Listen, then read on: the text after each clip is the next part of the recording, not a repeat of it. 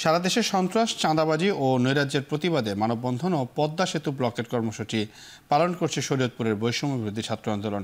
এ বিষয়ে জানতে পদ্মা সেতুর জাজিরা প্রান্তে থেকে যুক্ত হয়েছেন কাজী মনিরুজ্জামান। মনির, বৈষম্য বিরোধী ছাত্র আন্দোলনের ব্যানারে এই কর্মসূচি কতক্ষণ চলবে আর ছাত্র জনতার উপস্থিতি কেমন দেখছে?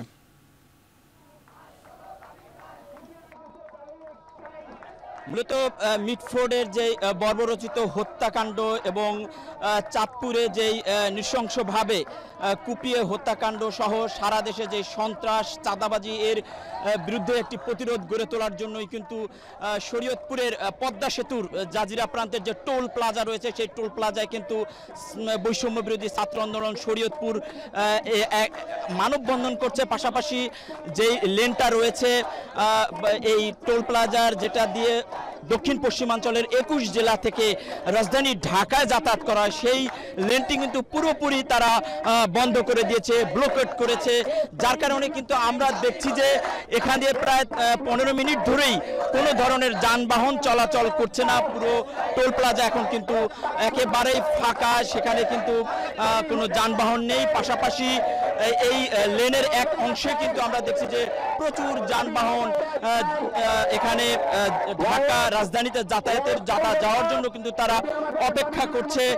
এখানে বিভিন্ন যাত্রীবাহী পরিবহন, গণপরিবহন এবং আমরা লক্ষ্য করছি যে এখানে পণ্যবাহী যানবাহন সহ বিভিন্ন ব্যক্তিগত যানবাহনও কিন্তু বিশাল সারি হয়েছে এবং এই প্রোগ্রাম তাদের চলবে যতক্ষণ পর্যন্ত না তাদের আশ্বাস আসে যে এই দেশের যে অরাজকতা, সেই অরাজকতা কমাবে, এই অরাজকতা নির্মূল হবে, ততক্ষণ পর্যন্ত তারা এই আন্দোলন করবে। এমনটাই কিন্তু এখানকার যারা আন্দোলনকারী তারা বলছেন। নিশ্চয়ই সিউল, আপনারা দেখছেন যে স্ক্রিনে শত শত যানবাহন কিন্তু এখন দক্ষিণাঞ্চল থেকে যারা ঢাকায় রাজধানীতে যাচ্ছিলেন তারা কিন্তু অপেক্ষা করছেন, বিড়ম্বনায় পড়ছেন, তাদের অনেক জরুরি কাজ আছে, তারপরও কিন্তু তারা অপেক্ষা করছেন। তবে যাত্রীদের সাথে আমার কথা হয়েছে, তারা কিন্তু এই আন্দোলনকে অনেকটা সাধুবাদ জানিয়েছেন। দেশের এই অরাজকতার, নৈরাজ্য, এটা থেকে তারা মুক্তি চায় এখানকার যাত্রী সাধারণ, তারাও কিন্তু এমনটা বলছেন।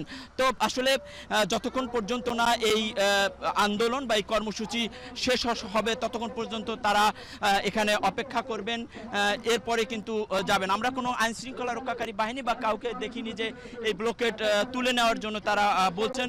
যার কারণে নির্বিঘ্নেই কিন্তু আন্দোলনকারীরা তাদের এই আন্দোলন চালিয়ে যাচ্ছেন এবং আমরা দেখছি যে পদ্মা সেতুর যেই টোল প্লাজার অংশ সেটি কিন্তু অনেকটাই ফাঁকা, সেখানে অনেকটা বলতে না, পুরোপুরি ফাঁকা, সেখানে কোনো যানবাহন নেই এবং টোল প্লাজা কিন্তু পুরোপুরি যানবাহন থেকে মুক্ত এবং সড়কটিও কিন্তু ফাঁকা, এমনটা আমরা দেখছি। এবং এখানে যে আন্দোলনকারীরা তারা কিন্তু সুশৃঙ্খলভাবে আন্দোলন করছে, বিভিন্ন স্লোগান দিচ্ছেন। তারা বলছেন যে এই নৈরাজ্য দ্রুত সময়ের মধ্যে শেষ করতে হবে। তাদের আরও একটি দাবি রয়েছে যে যাত্রাবাড়িতে শরীয়তপুরের যে যানবাহনগুলো, সেই যানবাহনগুলো কিন্তু ঢুকতে দেওয়া হচ্ছে না, তাদের কাছ থেকে চাঁদা চাচ্ছে এবং সেই চাঁদা না দিলে তাদেরকে অত্যাচার করতেছে। সব ধরনের নৈরাজ্য ঠেকাতে, প্রতিরোধ করতে এই আন্দোলন। শিউল,